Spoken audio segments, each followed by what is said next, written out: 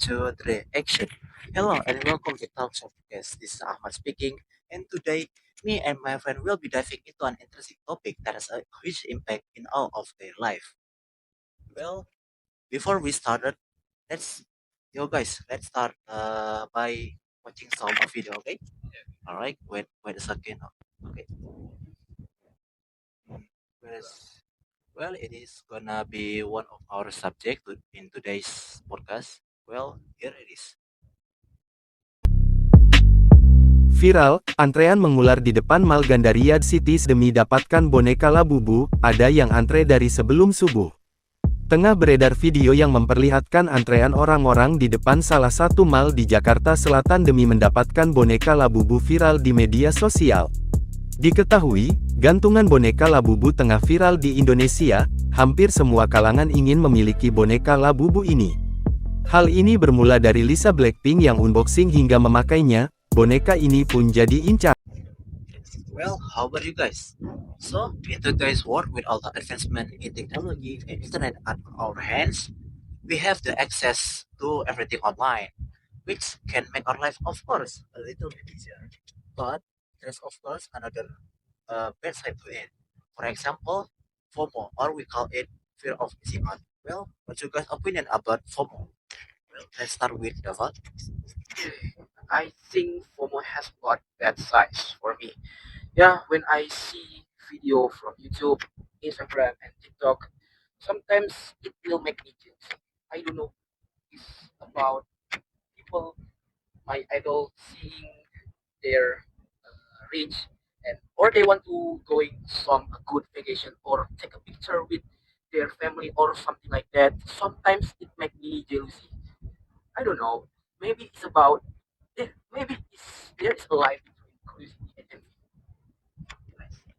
Well, in my opinion, it is not that bad because there are also positive type to it. For example, a lot of people trying to begin jogging and exercising because one of celebrity tried to do it in social media. Well, how about you, Zumar? Interesting. Wait, what's really so bad about wanting to know more about what's going on in people's lives? Uh, doesn't it make you feel more connected on informed? What's wrong with it? That's my thought. Oh, yeah. I used to think like that too. I mean, it's human want to know about other people's life. Sometimes it will give us a little motivation, like seeing everyone working hard or be successful can push me to do it better like him. But I don't know. There is something wrong about me in second day.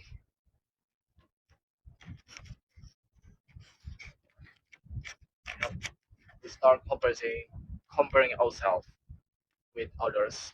Sometimes without even really realizing it. You lose touch with who we are. Instead of being ourselves, we start copying others, thinking it will make us happier. But in reality, it can make us feel even emptier. Uh, yeah, I think it's bad too. Yeah. Well, that's a good point from Zumar and Alpha. Well, you guys both are raising a great point here because FOMO, in my opinion, often brings more harm than good to its victim. In in our case, our yeah. It creates this intense desire to keep up, which can lead to impulsive behavior. For example, one of the impact of FOMO is something we have been getting for or we trying before, and one of them is panic buying. Well, what is panic buying? It is basically people feel this urge to buy the latest product or commodity just to fill their need because everyone is also doing it. Well, this actually can lead into a negative side because we have to earn money that much and also have a huge impact in this economy. Well, how about Zumar it is about panic buying? Oh yeah, panic buying. That reminds me of what happens in the stock market in nowadays when people see a stock price rising. quickly they feel pressure to buy it immediately, thinking they are missing out on a great investment.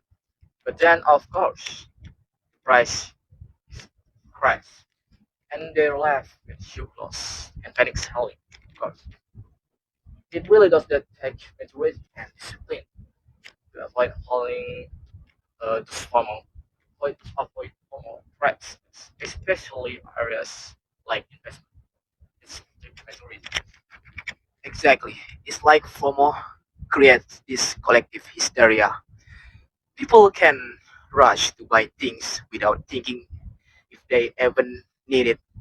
And not only does lead to wasteful spending, but it also drives up demand unnecessary, which can mess with market price and lead to inflation. Well, FOMO in my private life can also make someone happy, especially me.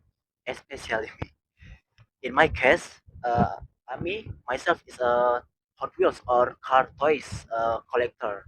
Yeah, I'm also selling that toys too. Well, since I was a kid, at that time, the internet is still a minor thing to people recognize. So there's a little impact of panic buying or scalping in our community. But since the advancement of internet, lots of people start to mess up this hobby. Well, by scalping up the toys and then sell it for a higher price. For example, my used toy, I used to buy it for $1, but right now the price is increased into $3. Well, this also can create problem for people who want to start our collector or hobby this, because a lot of people doesn't care about it, about the item, and prioritize the profit in selling the toys. Well, it's not their hobbies. It is just they want to make more money from the toys. Well, is that any of it? I think FOMO doesn't just stop at money or good. It's affect our mental well-being. Think about it. When you are always checking social media, seeing everyone else post, you start feeling like you are missing out for something bigger. Like everyone live more exciting than you. That can lead to anxiety, insecurity, and even depression. I know. I sometimes think about that. I feel down. After I scrolling my social media for a long time. So I felt that way too. It's like I start thinking if I'm doing enough in my life. It's this pressure pressure to constantly be achieve something or showing that you are doing something interesting. I've noticed that FOMO makes us feel guilty if we don't do it. Even for just like sitting at home, which is ridiculous. Well, about FOMO, what you say, that's the thing. Because FOMO can convince us that we are not that up to date in our real life. Well, because we are need to always doing something and always achieving. It is also draining for me because social media plays a big part in amplifying FOMO. Apart from just like Instagram, TikTok, or even Twitter, are designed to keep us engaged by showing us what's trending in our life in other parts of the world, yeah, of course, and what others are up to. And that constant comparison isn't healthy for our health because yeah, it is making myself stressing. Well, how about you? Absolutely. I read somewhere that every vacation can become a source of FOMO. Like instead of relaxing, people are more focused on taking perfect picture to post online in Instagram. So it's like they are having the best times. It kind of defeats the whole purpose of taking a break. Am I right? Yeah, it's as if vacation have become more about this, about the Instagrammable moments than actual. As you're enjoying the experience, it makes you wonder if some people are even present in the moment or just they're just for the photo.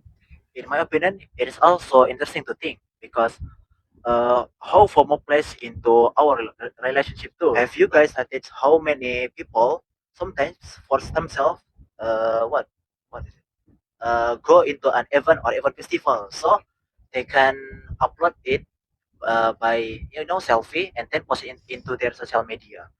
Well, even though you guys don't want to be there because it is also exhausting and money spending. Right?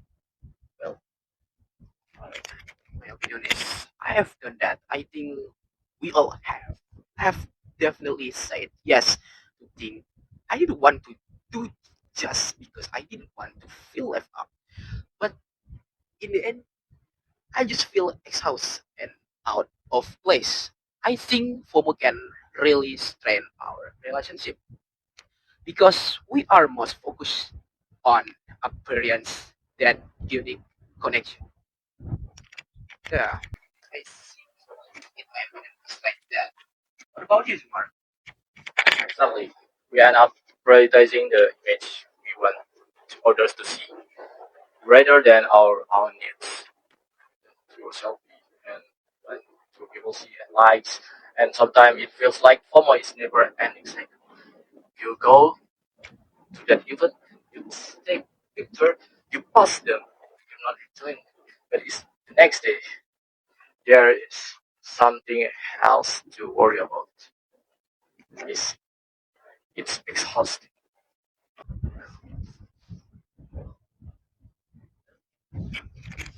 Well, it is also true because it is almost like FOMO is rooted in this fear of feeling inadequate. When we let go of that fear, we can also focus more on what we truly bring us happy and also what makes us full in our daily life rather than what we think we should be doing. Well, Yeah, I agree. I think learning to be content with that we have is one way to counter FOMO. And of course, setting boundaries with social media helps, like not checking your phone first thing in the morning or right before bed. Those are two times when I think we are most vulnerable to comparison. And I think it's also about understanding that everyone's life is different. Just because someone else is doing that, doing something, doesn't mean you are supposed to be like that. well, that's a very powerful statement from you, Zumar. Well, I think I will give the viewer one last tip before we close our podcast. Well, one of them is when we focus on what we already have, it belongs to help us to shift our mindset from a place from a scarcity to one of the abundance. It makes us feel more fulfilled and less worried about what we might be doing in our life and also what we're missing on. It has been such an enlightenment conversation with you guys. Well, thanks for coming into my podcast or our podcast. Hopefully, our listener can take away something valuable from what we discussing today about FOMO. Well, is there anything you guys want to say at last? Doing for others. But I think we all learn about FOMO today, do something today.